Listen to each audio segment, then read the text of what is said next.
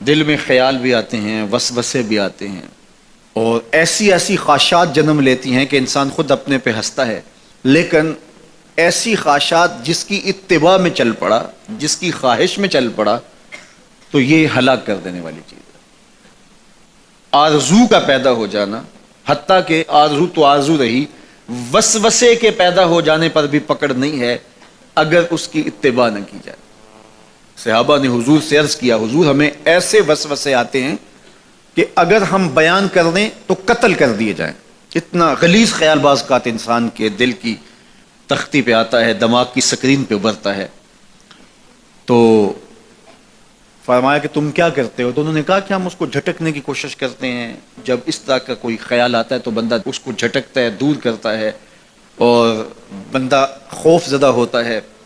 اور اللہ کی پناہ میں آتا ہے، اور اس کی ایک حالت ہوتی ہے۔ تو اس حالت کا انہوں نے ذکر کیا کہ ہم تو پھر یہ کرتے ہیں۔ تو فرمایا کہ ذالک صریح الایمان، یہ تمہارے واضح ایمان کی علامت ہے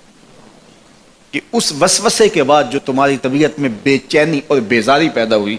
اور اس کو دھکیلنے کے لیے، اس کو خیال سے ہٹانے کے لیے، اس کو تصورات سے دور کرنے کے لیے جو تم نے کوشش کی، یہ تمہارا ایمان تھا جو کھڑا ہوا،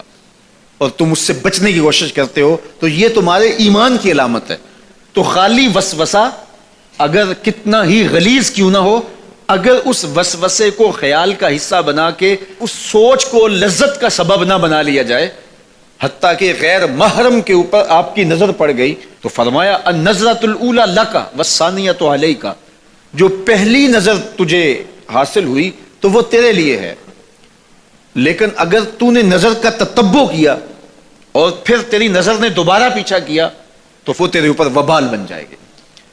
تو خواہش کا، وسوسے کا، اور کسی ایسی چیز کا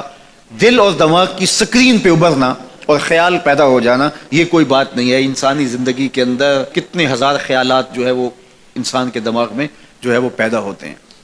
اور پیدا ہو کر کے مٹتے ہیں، پھر نئے پیدا ہوتے ہیں۔ کبھی بھی انسان کا دماغ خالی نہیں رہتا،